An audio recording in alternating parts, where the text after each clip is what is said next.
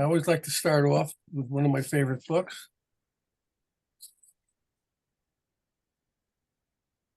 If you don't have it, you should. You can get it at APS. And Rick, it's all over the place, isn't it? I think for sale. Yep. Yep. Amazon. You know, maybe you don't know, but I'm a World Fair buff, and that really got me going on that one. The Cinderella, the Cinderella stories, and as you know from hearing Rick before, it's all about the story too. When you have a good guy and a crook, you have a World's Fair. It really, as they say, don't get better than that. But yeah, let me introduce Rick. He's an avid researcher who enjoys uncovering interesting material from years ago and sharing impactful philatelic stories. He's collected stamps since 1968 when he was 10. I don't even think I was born yet then, Rick. I'm not sure, but and thanks to his dad and his late Uncle Clark. He worked at a stamp store for 3 years as a youngster and has always enjoyed expanding his awareness of stamp collecting. He placed his first mail order in 1972 in Lynn Stamp News and joined the APS in 1982. He's currently a member of several other collecting organizations and stamp clubs.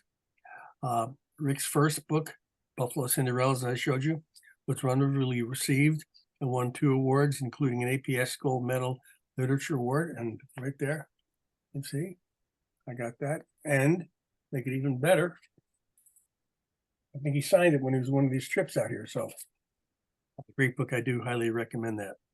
The high quality hardcover is available at the APS gift store or at APS website or eBay. Rick's APS Chatty award-winning stamp chat presentation, The Wildlife of a Philatelic Swindler, can be viewed on the APS YouTube channel. Many of his fascinating talks have also been archived on the Philatelic Society of Lancaster County's YouTube channel. Rick continues to write several feature articles each year and creates compelling Zoom presentations for those subjects for online viewers to enjoy. He truly believes in following the philatelic passions and sharing the enjoyment with others when he can. And Rick, we've been very fortunate to have you with us several times as a presenter and as a member of our club. And you've really kind of helped join our 2 clubs together. And that's really important. I'm communicating with some of those, and I know you're communicating with some of us, and that's just been really great. So do you want questions before or after or during? I think after would be my preference, unless someone's. I mean, if they have a burning desire, okay. Yeah. So afterwards, unless you have to have the answer now. So, okay, then why don't you share your screen and we will mute. Let's go there. And you tell me if you see that. We see it. Yep, I did see it. Let me go again. We'll try again here. Whoops. Okay. Well, I got to go here then. And let me go back. All right. Now let's go share. And hopefully you'll see this.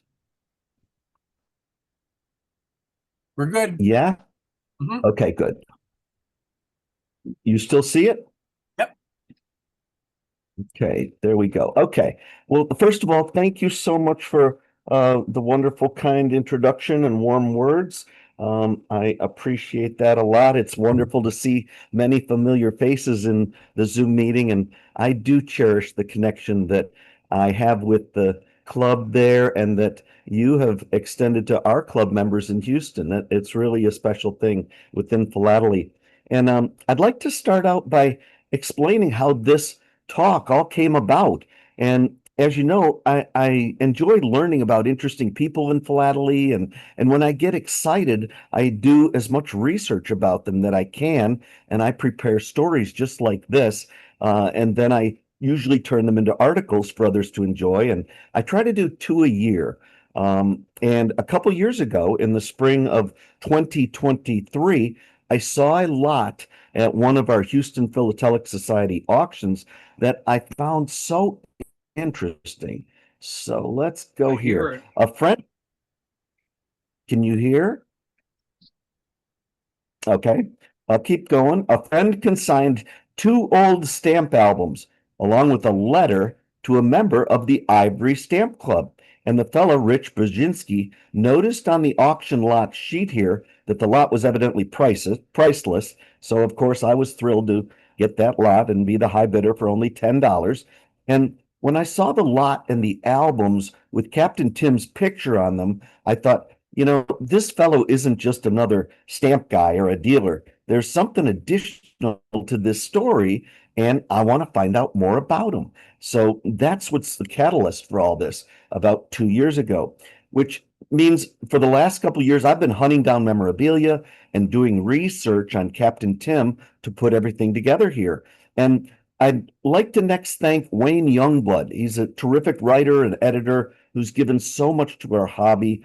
And he's been instrumental in keeping the memory of Captain Tim alive. And because of him and others, I was able to learn a lot about a man who was larger than life. He was really a gregarious fellow. And he was a wonderful storyteller whose talks were often captivating to listen to. Now, Captain Tim navigated a lot of lows and many terrific highs in his life. And we'll touch mostly on his extraordinary successes and the amazing amount of people that he touched. And all that said, there's a caveat here. Certain elements of his life have not been confirmed even by family members. Healy's daughter, Peggy, saw Wayne Youngblood's work, and they connected, and she provided some very telling background on her dad. And it's evident that Healy was capable of telling tall tales and embellishing things, and which means that besides his popularity, he was also somewhat of an enigma.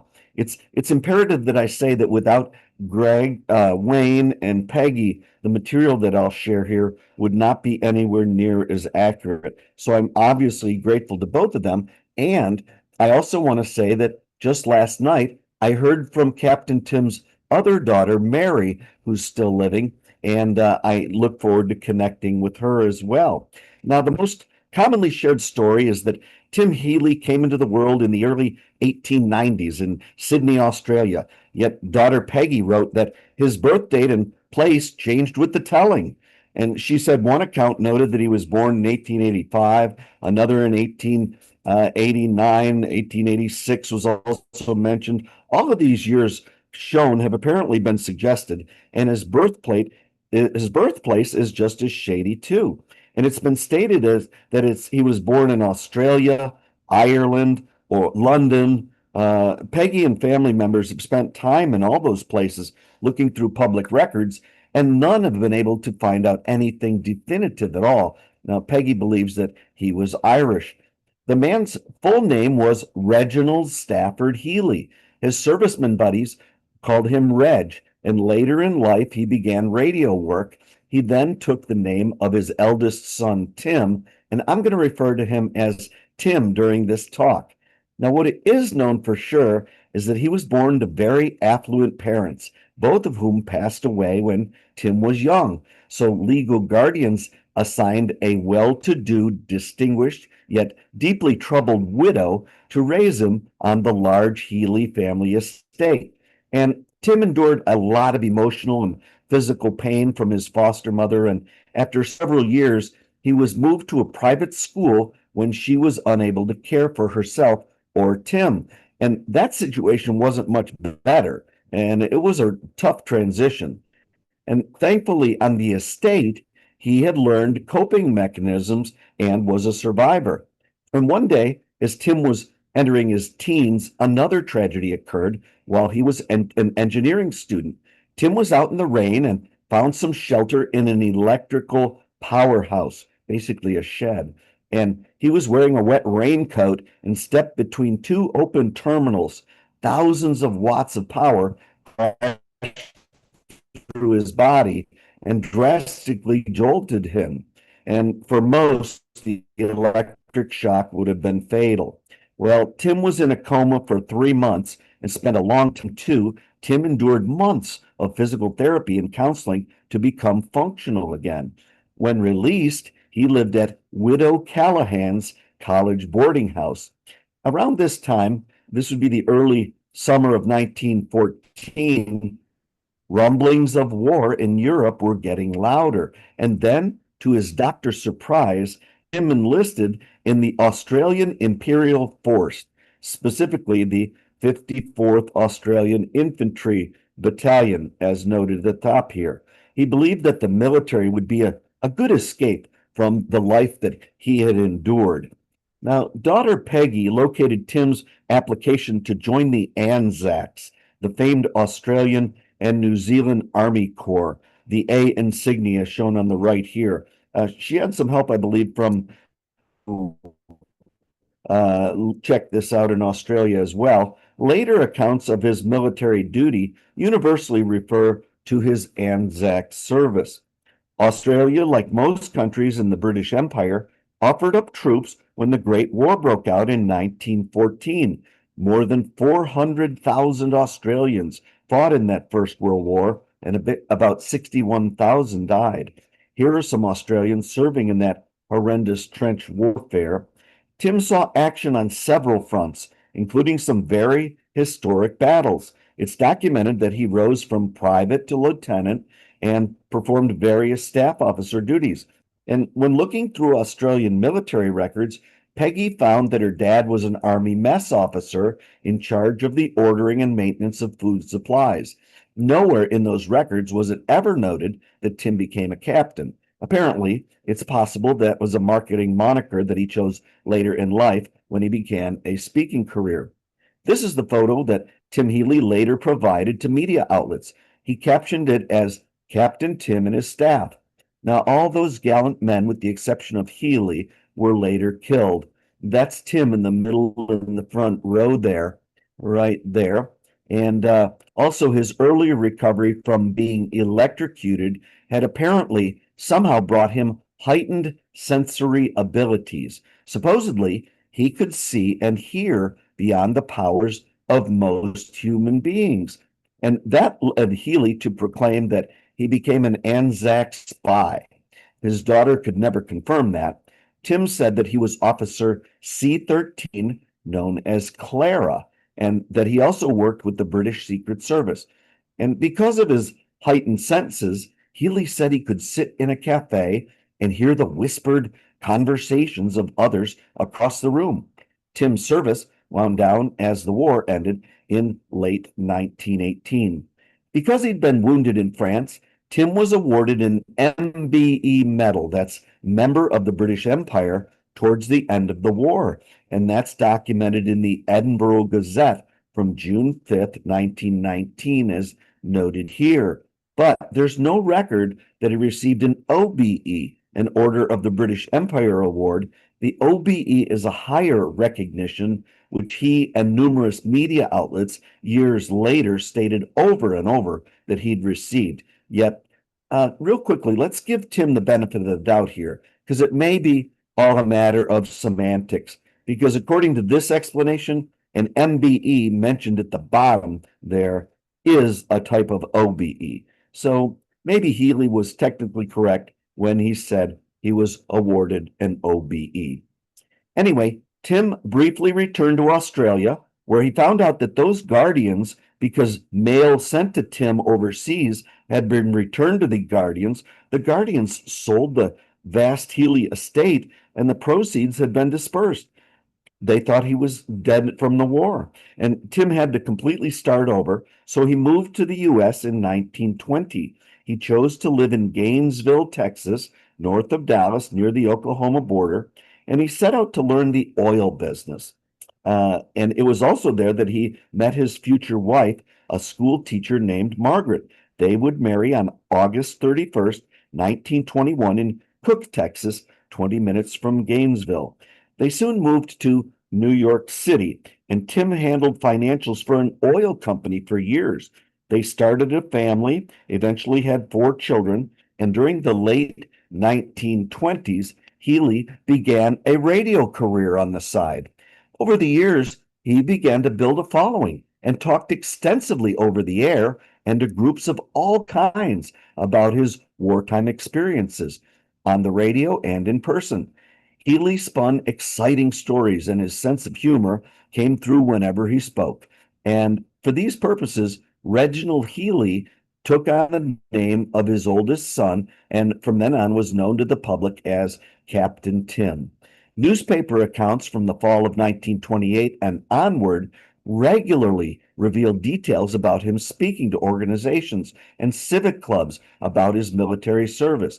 Now, we all like a hero, right? And yet we get to remember that the information provided to media outlets who were printing dramatic headlines for their readership, that material was probably provided by Tim Healy himself or possibly agents on his behalf. There were a zillion of these notices about him speaking in the late 1920s, by the way, all across America. Here's a front and back of a 1931 four-page promotional notice issued by the makers of a cure-all for various ailments named Tanlac. It shows that Captain Tim was available to speak to a group on a variety of gripping topics. You can see some of them there. The tea planter from Ceylon, the lonely soldier episode, the greatest spy of all. Tim was a heck of a speaker, and he was happy to connect with people. One thing that endeared him to many was that he always ended his talks with a denouncement of war. And I'm going to go back to that in a second. But the inside of the pamphlet showed 13 photos of Australian soldiers and the Great War. The Captain Tim biography in this notice was titled Highlights in the Life of a Glamorous Soldier. And when he spoke, he showed numerous slides about his wartime past, probably including these printed here. So I mentioned that he always ended his talks with a denouncement of war, and this account of a speaking engagement specifically mentioned that, with the exception of your war for independence, no war ever settled anything. Well, the oil company that he worked for collapsed in 1929 after the stock market crash, which was soon followed by the Great Depression. Tim had a young family, so he took whatever jobs he could for a few years, including work as a janitor, and he also swept streets. Healy's stories later reached even more Americans, though. In April 1931, he began sharing his talks on nationwide radio 2 times a week. They were called Hunting War Spies, and there are accounts of his tales being aired that year in Sheboygan, Wisconsin, Wichita, Kansas, San Francisco, and Hollywood, California. He certainly loved to speak, and his tales definitely got the attention of the print media. Here's an account of when he traveled to Atlanta at the expense of the Orange Crush Company to speak to various civic clubs and patriotic organizations for a few days. There he is in the middle, shaking hands with the owner of the Orange Crush Company. And check out this two-part story, which began with coverage on the front page of the Hartford Courant. Now, Tim likely reveled in the attention, as it seemed like the bigger the military or espionage story, the more likely he was attached to it. You don't get your name in headlines like this if you haven't done something or been persuasive in some distinct manner. And his ability to spin a yarn or entertain people was quite polished and attractive. It was a lot of fun for him, too, much better than doing the odd jobs to pay the bills, which meant that what happened next for Tim Healy was like catching lightning in a bottle. Sometime in the summer of 1933, Healy was looking for work wherever he could and spoke with a sharp young fellow shown here at the Blackman Advertising Agency named Doug Storer.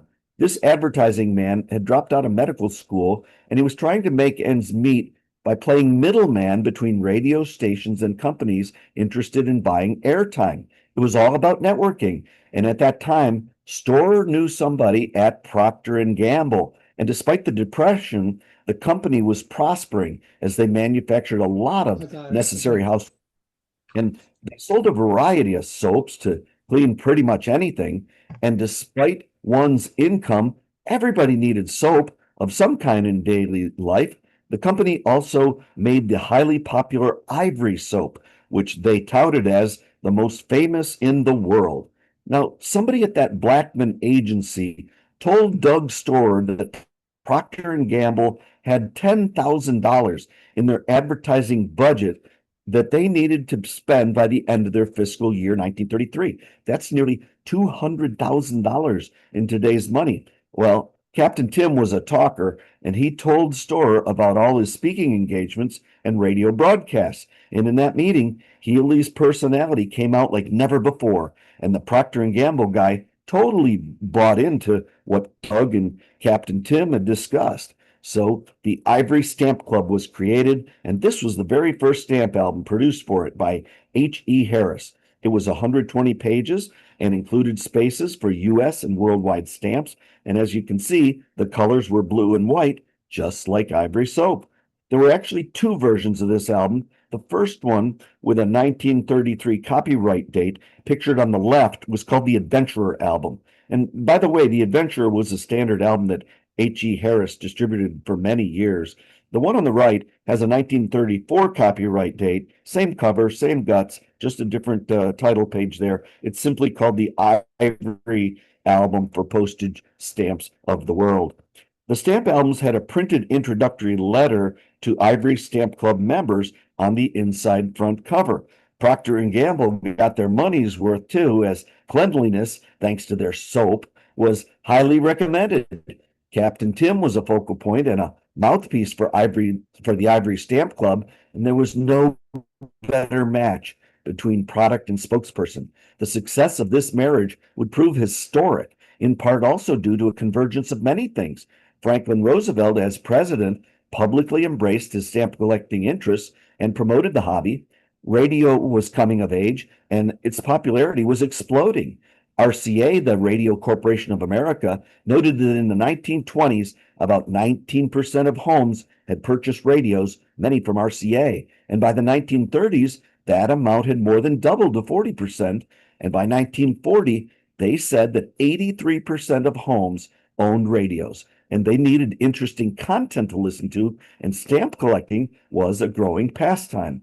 When the Philatelic Press got wind of the on-air stamp club and Captain Tim's broadcast, there was a lot of excitement. Scott's Monthly noted that his first radio show was Tuesday, September 12, 1933, to Hartford, Connecticut listeners tuning into WDRC. And he would be heard there on Thursday nights too. And Doug Storer also purchased airtime from Worcester, Massachusetts station WTAG, so Captain Tim could be heard in that market on Wednesdays and Fridays. And the contract for both stations was for 13 weeks, and Procter and Gamble knew that to ensure longtime success of the Ivory Stamp Club through radio listenership, they needed to focus on young people, and there probably was no fellow better equipped to connect with children. They were excited to hear stories from an adventurer and a heroic soldier. Check out these credentials. He had tons of experience speaking to kids. That Scott's magazine that we just saw noted that over years, by Healy's count, I'm sure, he'd spoken to over 4 million children. He had endorsements from numerous organizations all over the country. And for Captain Tim, philately had been a long-time personal pursuit, and he loved to bring more youngsters into the hobby. Parents were pleased that their kids would enjoy philately too, as it was a wholesome way to occupy their time, especially when money was tight in the 1930s. Captain Tim encouraged children to wash your face and hands with Ivory soap and get your friends to use Ivory and save the wrappers for you. Procter and Gamble made it very easy to become a member of the Ivory Stamp Club. I'd certainly have joined if I was a kid back then, just for this cool Captain Tim pin. Anyway, here's how it worked. After hearing about it on the radio, children or adults could join at several levels. The stamp album itself cost a dime, plus 2 Ivory soap wrappers. Then you also mailed in additional 4 to 12 cents in cash or unused postage, along with an additional 2 to 10 Ivory soap wrappers to receive various sized packets of stamps. And apparently, it was not uncommon for the next few years in America for kids to knock on the front doors of their neighbors asking for Ivory soap wrappers to mail in. And response to the promotion was absolutely incredible. The initial printing for the first Ivory Stamp Club album was 5,000, and they printed another 100,000 to meet the demand. Now, you can't tell the story of the Ivory Stamp Club without telling some of the H.E. Harris story as well. His company worked with Procter & Gamble to supply all the packets, the stamp albums, souvenir pins for the Ivory Stamp Club. And that's when H.E. Harris went from being a stamp dealer to being the biggest dealer on the planet. Born in 1902, Henry Ellis Harris began selling stamps as a teenager. His mail order business began when he was 14. And by the time he was out of high school, he had several $100s in the bank, valuable experience, and a good name. And that convinced one of his customers, who did not know his age, to agree to fund an overseas stamp buying trip with $30,000, and they would split the profits. And the two partners did extremely well, and Harris invested his 1920s profits in the stock market on margin, which means that in the fall of 1929, he lost it all and was deeply in debt. All that he had left were his stamps and a fierce determination for his company to survive. The good news is that by 1933, he had paid off his debt and he had 30 people working for him. That's because after the Ivory Stamp Club started, Harris would see his fortunes explode. Massachusetts radio listeners responded to Captain Tim's broadcast by sending in over 142,000 letters. That's just incredible. By the time the original contract with Hartford and Worcester radio stations ended, an arrangement had been made for the Ivory Stamp Club of the air to be heard over New York City's WJZ. The initial broadcast there was January 23rd, 1934, the first of their Tuesday, Thursday, and Saturday offerings.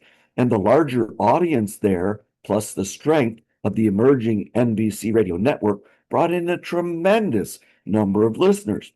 Captain Healy and the Ivory Stamp Club of the Air was such a success that stations all across America clamored to pick it up and to add it to their regular schedules.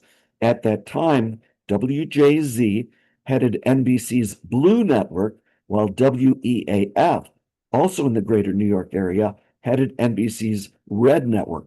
Now, later, the Red Network would service the eastern portion of the U.S., and the Blue Network, which the show completely moved to in 1935, served the entire country. The new networks quickly signed up many of the most important radio stations across the country and others who wanted or needed interesting content. The growth of the Ivory Stamp Club was astonishing. H.E. Harris played a huge part too. They advertised the club and radio stations extensively for Healy and Procter & Gamble. And being the official supplier of everything for Captain Tim, their business exploded. Now, I don't know about the free reference there, yet maybe it was a temporary promotion. NBC revealed in 1935 that 850,000 stamp albums had been purchased by club members and that over 400 million stamps had been mailed out. This is just a couple of years. This is unbelievable. Eventually, Harris had to develop contracts in almost every country on the planet to acquire stamps for the packets. He even had a deal with the assembly plant in China to put together the packets. And they did that in order to save on the cost of labor. And all in all, the Ivory Stamp Club was an absolutely incredible promotion. Here's a picture of the H.E. Harris staff. The American Philatelist reported that in December of 1934, there were 125 skilled clerks working day in and day out, answering Captain Tim's mail. And some here may remember that former Houston Stamp Club member Bryant Corn used to work for H.E. Harris years after these pictures were taken. Anyway, company mail trucks were loaded with orders and they were taken to the post office for delivery. The name H.E. Harris would become so well known during the lifetime of the company sold several billion stamps, albums, and supplies. This is the second Captain Tim stamp album issued by H.E. Harris in 1935. This paperback album had 68 pages in it, 60 pages less than the first one. After you sent in your order, you would receive The stamp album in the mail, sent from box 1801 in Cincinnati. And there's still a fair amount of these albums out there. Yet there's not many of these mailing envelopes, and just not many of the envelopes have survived. I checked eBay recently. I think there were 5 or 6 of these on eBay. There was 4 or 5 of the first one. They're not hard to find. They're not expensive either. It might depend on the number of stamps inside, but usually they're beginner stamps anyway. And besides the album, you would get this letter and a packet of stamps to get you started. Part of the letter's text said, "Study these stamps carefully and remember to keep healthy. That is the first duty of a good soldier. Take your daily baths with ivory soap, just as I do." And the text inside the stamp album urged kids to take their albums to school and show them to other children and to their teachers. And I mean, what a great marketing suggestion. The inside of the second Ivory Stamp Club album showed these 2 pages welcoming you, provided club details, a list of radio stations you could tune in to hear Captain Tim, and check out the list of 64 packets offered. There were stamps available from 62 different countries, including the US, plus a general worldwide packet and a packet of 500 stamp hinges. It certainly was a great selection, which helped many collectors of all ages get their start in philately. There was no limit to the number of packets that you could order, although by 1936, the cash portion for the packets went up to 5 cents. Here's a packet of U.S. stamps that club members could receive. You can see that H.E. Harris also offered their other products as well, like the stamp finder, stories of postage stamps, a stamp collector's catalog, and a price list of U.S. stamps. This allowed H.E. Harris to tremendously expand interest in philately as well as pad their own bottom line. And if you wrote to Captain Tim requesting certain specific stamps, you'd receive this form letter back offering 68 different packets instead. Now, in less than 2 years, the radio stamp show was broadcasting 3 times a week in numerous markets nationwide. Doug Storr, the advertising man who connected Captain Tim with Procter & Gamble, said that the ivory snowball grew and grew, and it was against all the savvy judgment of those experts in the advertising and radio world, meaning initially others in his field felt that the idea of an on-air stamp club would never generate many listeners, and the conventional wisdom said it was a wacky idea. Storr said Healy, and Healy, though, they sensed that kids who got the stamp collecting bug would be the best salespeople for the growth of the club. And the more that they told their friends about the Ivory Stamp Club, the more baths they took with ivory soap, which means that Procter & Gamble continued to provide support by placing advertisements in a variety of places, including many like this one directed to teachers.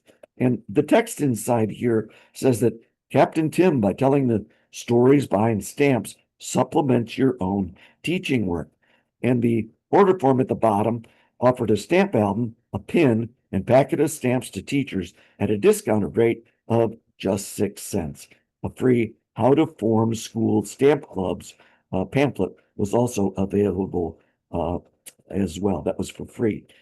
Besides his regular radio work, Captain Tim continued to speak in person wherever he was able. He always drew a crowd, which was helpful for the group that invited him. There's numerous accounts in newspapers of Tim Healy visiting various towns, and I may be a bit biased, yet I really enjoyed this mention from when he visited Buffalo, New York. People in Western New York could hear him talk on WBEN radio, and a local paper said, "Captain Tim Healy broadcasts stamp news and makes it pretty interesting, too. It's one of the few children's programs that is mildly educational and not bloodthirsty." And I imagine this might have been in response to the glut of cops and robbers and true crime programs that enticed radio listeners at that time. And Captain Tim's popularity wasn't just in Buffalo, it was everywhere. He drew over 1,200 people to Filene's department store in Boston, and Healy generated press wherever he went. It was really an amazing thing. Captain Tim was definitely a celebrity. Fans wanted to hear him and meet him. Shown here are three different autograph photos, which became treasured pieces to collectors then and are still desirable today. The volume of mail sent to Captain Tim was stunning. At its peak, the Ivory Stamp Club generated 50,000 letters each week and had an accumulative total of 3.2 million pieces of mail. Procter & Gamble was certainly pleased, as that translated to a lot of soap being sold. And there were replies to send to those people, usually in the form of the announcement of products supplied by H.E. Harris. And I got to say, one thing that I was initially curious about with those numbers is why it wasn't easier to find postal history, either to or from Captain Tim. And there's, of course, sporadic examples which surface now and then, frequently at a really reasonable price. I think I got one of these for $3. Yet the lack of frequency, it was really startling to me. And these are the only two covers from Captain Tim that I've been able to find in 2 years. And the best thing I heard regarding this was that kids back then, they didn't care about postal history. So maybe when they received mail from Captain Tim, they tore the stamps off the covers and soaked them off and put them in their collections. That's the best thing that I could find out. And the third and final Ivory Stamp Club album came out in 1935. It was 130 pages in length with a color cover. Inside were spaces for 4,000 stamps. And I think the last time I checked eBay, there was 13 of these available on it. Again, there were so many of them that they're not expensive. And buyers would receive this club welcome letter, which also noted that 16 different packets were now available by simply sending in 4 more ivory soap wrappers. And in 1935, Captain Tim was involved in a project called the Pure Food Round the World Stamp Club. It was sponsored by the H.J. Heinz Company of Heinz ketchup fame. And I located a 15-minute radio audition script from In an Estate, which had Healy being joined by 2 children, Jack and Lucy, who were traveling the world with Captain Tim and learning about stamps. But the project apparently never got off the ground. The legend of Captain Tim Healy continued to spread beyond the stamp world. Readers of Argosy got to read about him in a weekly pulp magazine that was directed at primarily males due to the incredibly adventurous content. And in March 1936, the story of the Anzac spy catcher was published. Guys were wildly entertained when the tale of Captain Tim appeared in the regular Men of Daring section. So that was a fun thing that came out in Argosy. Around that time, a Tim Healy 16-page soft cover came out titled Spies I Have Known.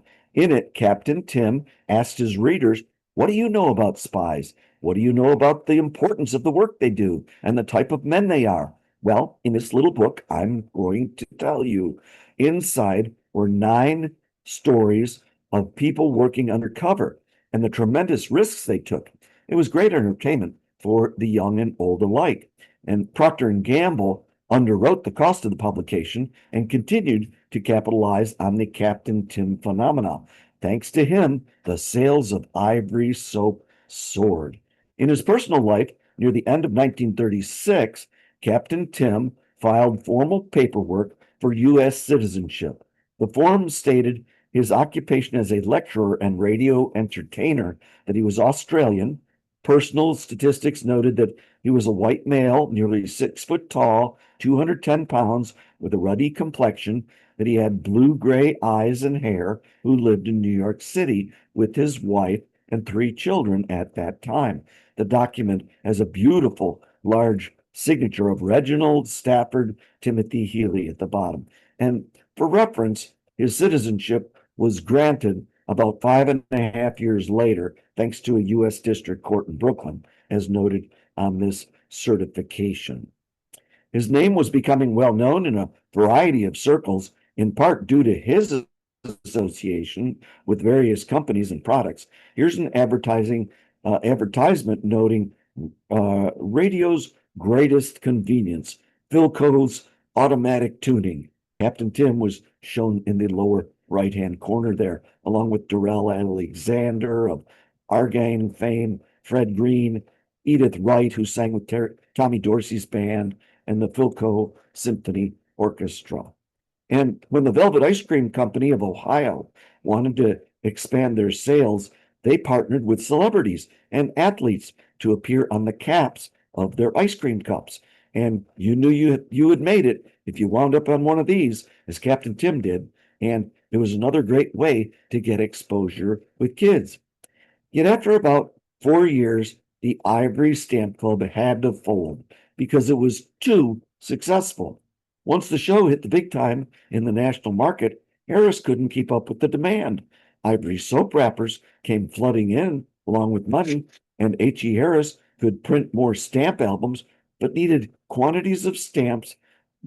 He needed quantities of stamps that he just couldn't find consistently for the packets, even with worldwide suppliers, and fulfilling orders from the exciting promotion. It was simply too much. It wasn't long, though, until Captain Tim began hosting another radio program.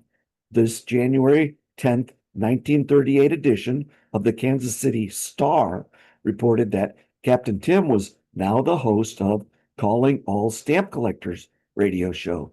The show had begun in January, about 7 months earlier, affiliated with the National Federation of Stamp Clubs. It was broadcast over the NBC Red Network and continuously got good ratings.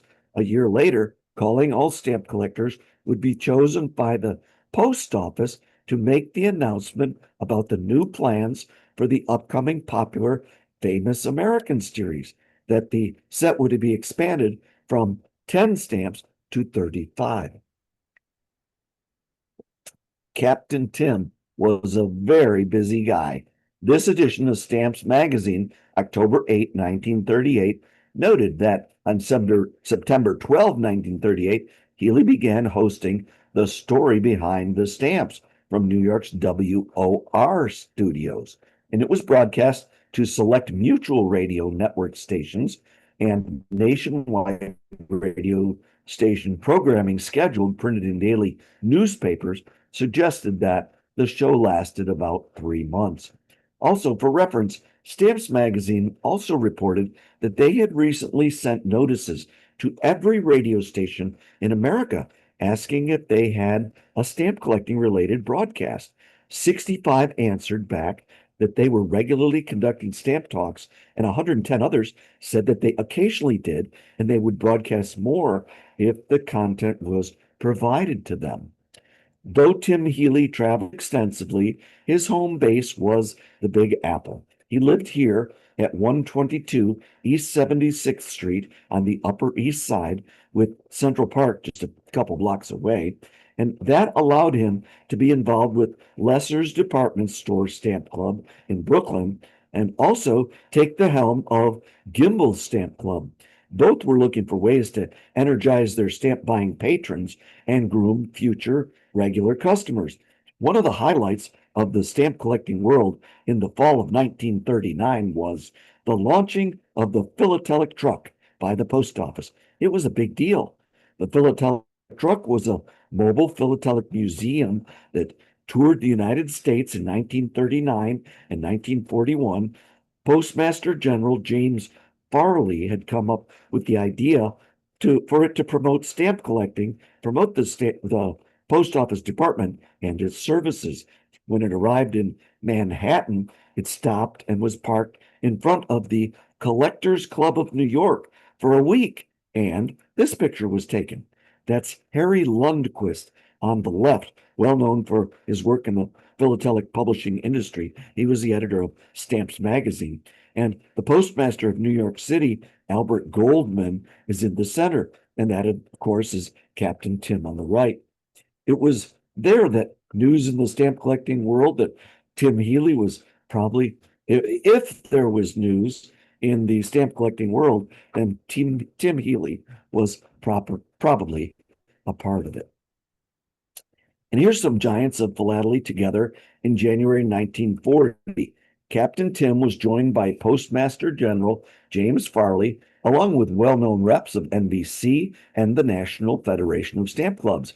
They were all together to honor the second anniversary of Calling All Stamp Collectors, which was the beginning of the show's third season.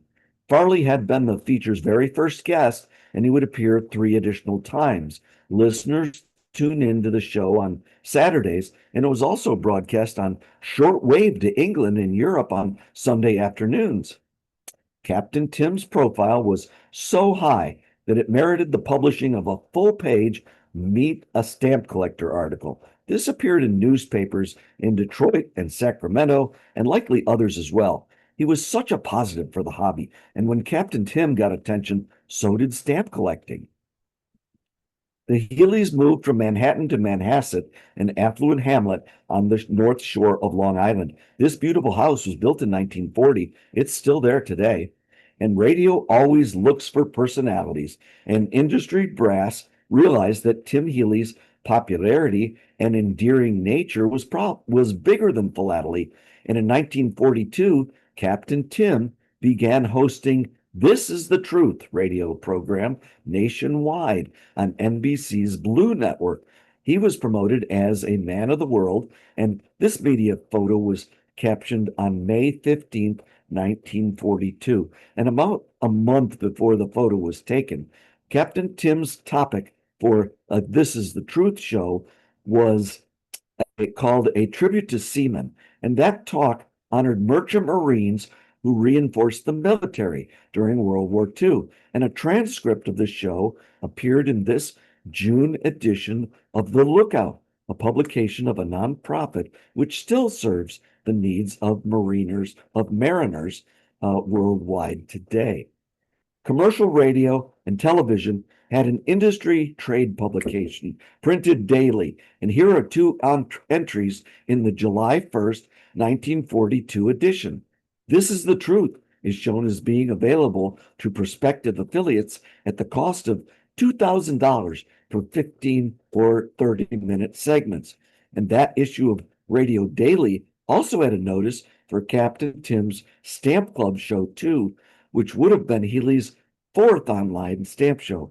Now, I've not found any notices or broadcast times in any newspapers anywhere at all across the country, so Captain Tim's stamp show may never have taken place. 1944 saw the release of Tim Healy's autobiography called More Lives Than One. This is my copy.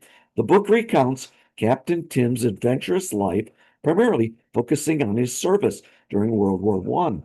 And the colorful memoir offers firsthand stories of his early life and recounts graphic experiences as an Australian Army officer, particularly his time serving with the Anzacs.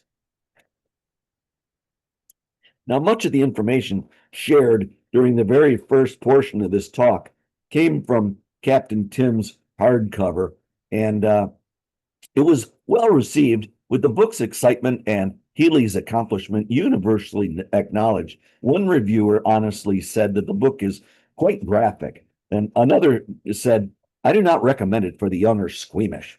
And this Chicago Tribune review shown here was right on the mark when they printed that his yarns of spies behind the lines and in the rest areas are a bit on the incredible side, but make gorgeous reading. So you probably have to take some of it with a grain of salt, but it is a fun and interesting read. There's only been one other that I've seen for a while on eBay, and it's been priced at $57. More Lives Than One got a lot of press, and fact or fiction, readers enjoyed the war heroes' stories. This full-page feature in the Sacramento Union was one of the most dramatic accounts printed after the bio's release. Soon after, Captain Tim transitioned from author back to broadcaster.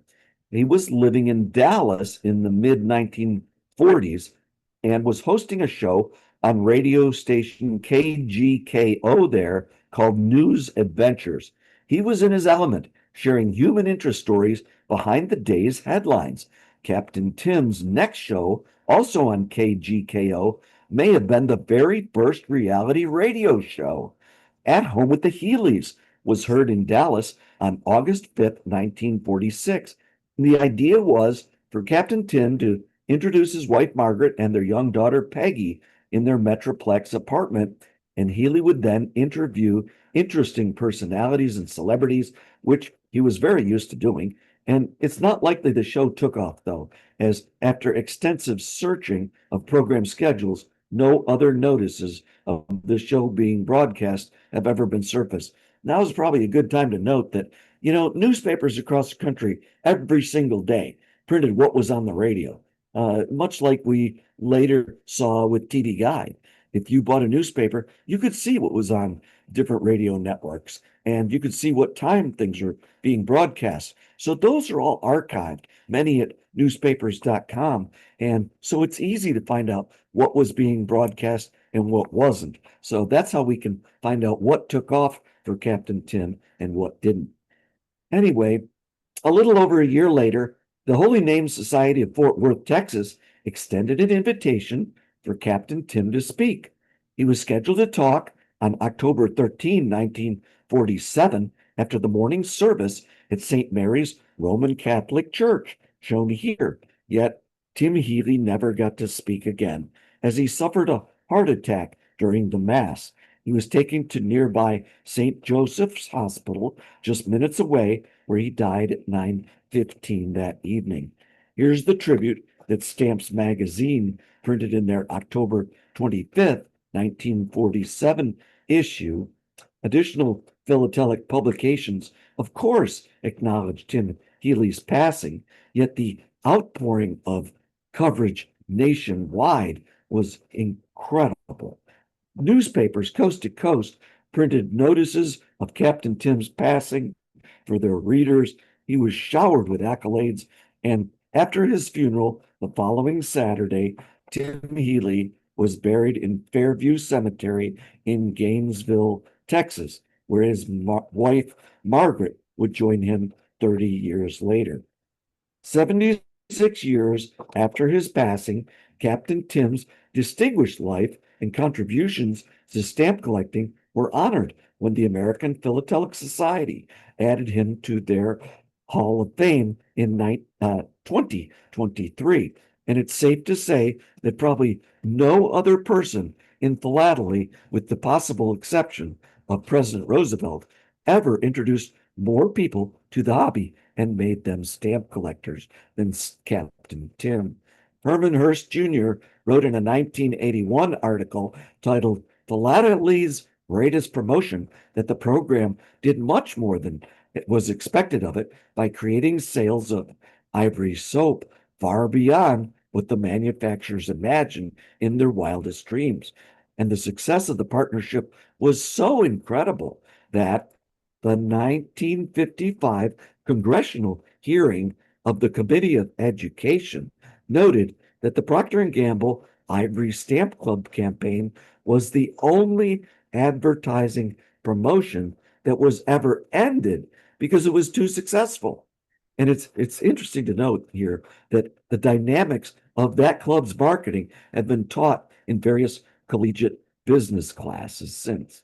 To put things into perspective, remember that one thing that makes the Ivory Stamp Club or Procter & Gamble promotion even more remarkable was that when it began, less than half the country of 120 million people at the time had radios.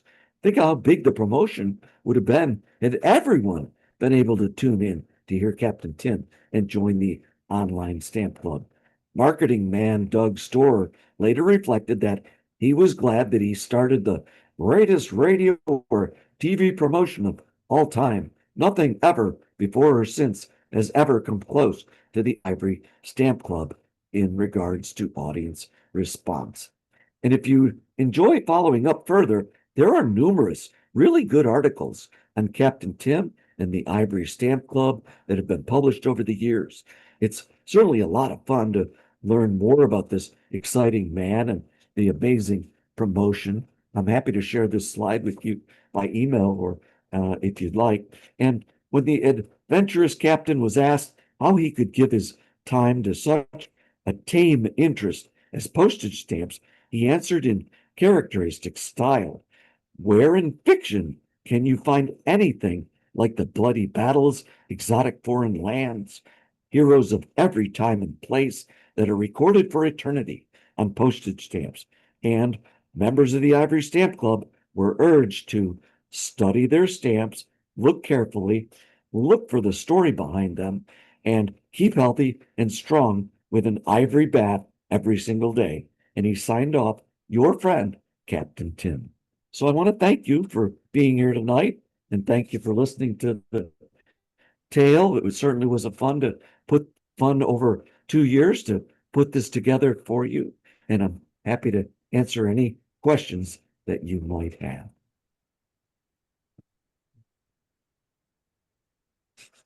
Thank you very much. That was excellent story. You know, I've heard parts about his life over and over, but it's so nice to have it in one. Are you going to be writing this one up for APS or something? Yes. I'll probably get it written sometime this summer and provide it to Susanna Mills, the AP's editor, and then she will fit it in whenever it's there's space. It may take several months, it may take a year, but there's actually a lot more pictures that can be provided and several more paragraphs as well. When I first timed this out, and I'm kind of a talker, it went about an hour and 7 minutes, which is like 16 more minutes. So there's definitely more material that will show up in the article. Mm-hmm. Very good. Very good. Questions, people? Any questions for Rick? Unmute and ask away. Rick, it's Mike Barth. Did Captain Tim collect stamps himself? He did, and or so he says he did. There's I've been asked, it's a great question, Mike, and he was very vague. He said that he liked to collect by what I would suggest would be topicals. He said that when he put his album together, he put all the animals on one page. He put all whatever, maybe Harris was the one that, overrode that and obviously issued the stamp albums by country. But what kind of the collection he had, I'm hoping that maybe one of his daughters would be able to tell us further, and I can share that in the article. Mm-hmm. Yeah, that would be interesting. Rick, this is Dick Kohlberg. For several years, there was a stamp collecting column in the New York Times written by Barth Healy. Is there any relation? I would love to know. The New York Times is not on newspapers.com, and you have to be a subscriber to access their material. So I would love to find out or get some help from somebody on that. And can you spell the guy's first name? Is it B-A-R? Barth, B-A-R-T-H. B as in boy, A-R-T-H. Barth. His son is actually a current for the Collectors Club in New York. Wonderful. Okay, well, that I can contact him probably then. That would be great. I can't. Thank you. I'm drawing a blank here. I can't remember the son's name, which is really terrible. Okay, that's great. Matthew, I think. Dick, wait till he hit 40. It gets worse. Questions, people? One that I had, Rick, was with the 3 times a week with the Ivory show. Was it the same one 3 times, or were they 3 different shows? Great question. I never got that, never thought of it, and never never thought of it. The 2 things. All the newspaper radio schedules would say was either Captain Tim or it would say Ivory Stamp or Ivory Stamp. So that's one thing. The other is the holy grail for several of us that are so interested in learning more about this man would be to find audio recordings of him. And man, I have dug, so I know what I'm told Wayne Youngblood has done as well. We found something that was attributed to him, 2 files, and when we sent them to his daughter, the audio files, they said that's not my dad. So he apparently had a bit of a Australian accent, but sometimes after living in the States, sometimes that could change. But I'm still looking, and maybe that would be able to help us find out. other stamp programs of the air. I know Ralph Kimball, who I spoke about before, his radio show transcripts are all at the APRL. So, I can review those and see that those were all different, but haven't been able to do that with Captain Tim. So yet. Rick, great program. It's 1:37 in the morning here. I'm going to sign off, but thank you very Glad you could much. join us, Dick. Thanks Care. for Sleep well. Rick, Back in the early days of radio, they did everything live. They didn't record things. So that would make me think that all the programs were probably unique. And a lot of the programs that survive today were actually recorded by the company that sponsored it. Yes. So even if Ivory did sponsor it, a lot of those were thrown out over the years. I heard a story about Fibber McGee and Molly Johnson's Wax was gonna throw all that stuff away, and I guess somebody found out about it and saved it from the dumpster. So, but yeah, When I'm definitely. Go ahead. I was just gonna say I appreciate this because I'm an old time radio buff. Not so much lately, but I've listened to it when it was on cassette, when I was a kid up until now. I love this type of thing. Yes, it is interesting. I bought some old radio programs on cassette for my dad. Anyway, I can at least share that the rabbit hole I went down to try and uncover audio files led me to a database that said three files existed. And I followed up in this library, this university library, and they said, we just have the written database that they exist, and it's provided to us by Sony, who owns this massive, collection supposedly of audio things. And, I said, what's the process of, getting it? And they said, you'd have to contact Sony and their archives. And frankly, after hearing the next thing that I can share, I thought there's no way this is going to be an easy thing to connect with Sony to hope that somebody would go in their archives and find some Captain Tim things. The other lead I can share is that we're in the process. I think there could be 3 audio files from 1945. That's at least the date on them. But the audio files that I got before, they were totally erroneous with regard to the name and the date. So who knows? But this other university says that they have them in a collection, in a state.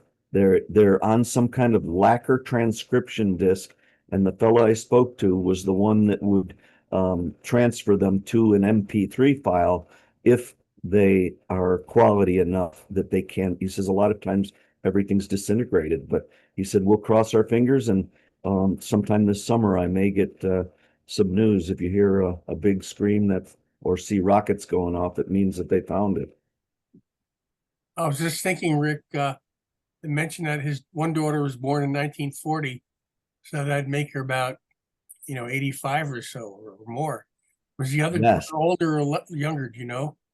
Older. Older. And Because, yeah. let's hope they live long. So if you find something, they can, validate it for you.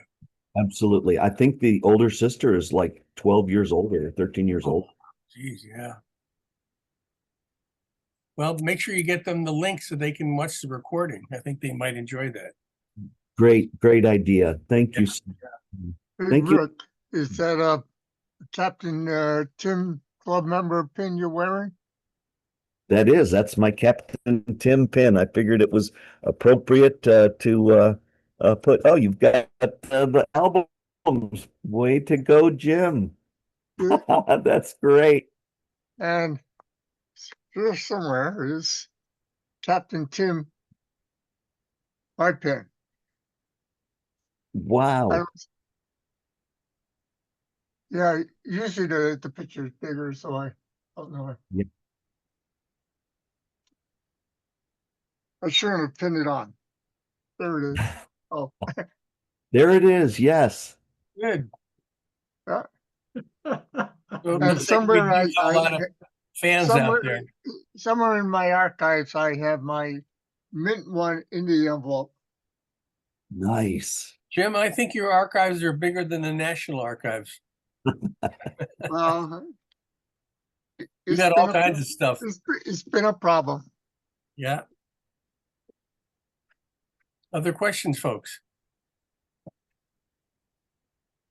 Thank you so much, everybody. It's a Thank real you. pleasure to share this.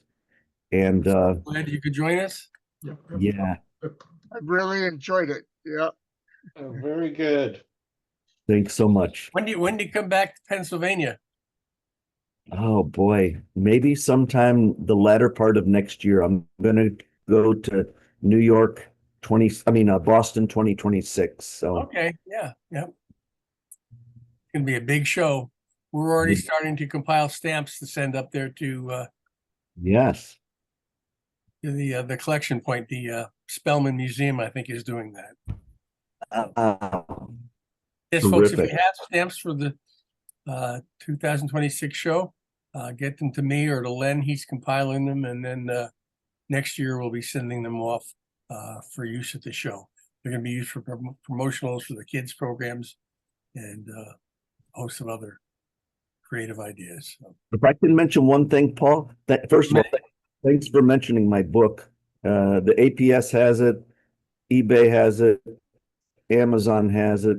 Whatever, that's cool. I appreciate that. I've only got 7 copies left here, but besides that, what I'm more interested in asking or announcing is next year's presentations that I'm working on are by 2 interesting fellows. I'd love to do Zoom meetings with you on either of these.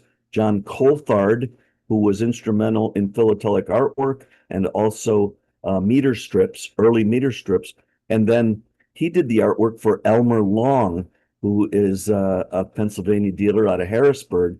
And I'm getting so much long material over the last probably 20 months. I thought I was going to do that this spring, but there's an immense amount of Elmer Long material that I'm going to distill down, I hope, by next fall, the October of 2026. So if you have any Elmer Long material, I would love to hear from you, even if it's just scans. Well, we know where you live, so we're expecting you back next year. Yeah, we're starting to Thanks. get a nice response for the 2026 season. We've got Cool. half a dozen scheduled so far, so that's been great. And we know you're a big part of that and have been. That's what we appreciate about you. Thanks so much. Rick, Hey, Rick, this is Lou. Once again, you spin a fantastic yarn. Every time I listen to your presentations, it's amazing. And thank you for taking the time. And one other thing, I have a personal request. I Sure. also have a copy, but no autograph by the author.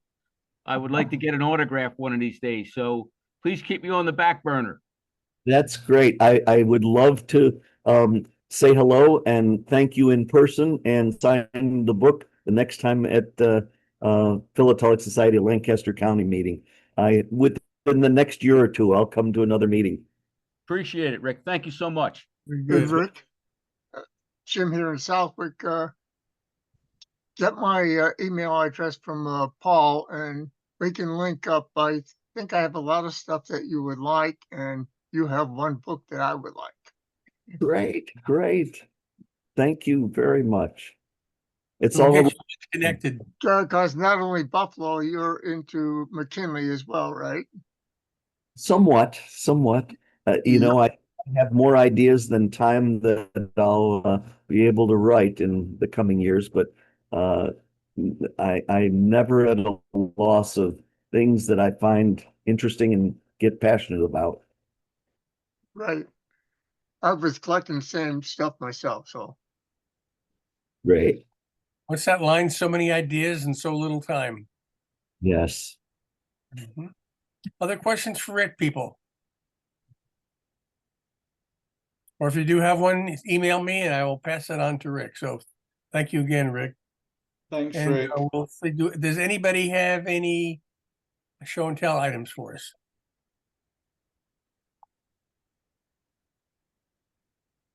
All the stuff you got in your attic, in your car, in your garage, in your basement, in your desk, in your office, you gotta have something. I have a few things actually. All right. follow up from the last presentation I made. Okay. Were two open items, and I put together some materials. It would take probably about 10 minutes. So I don't know if that's too long or not. Again, we'll do what we can. And Rick, if you could unscreen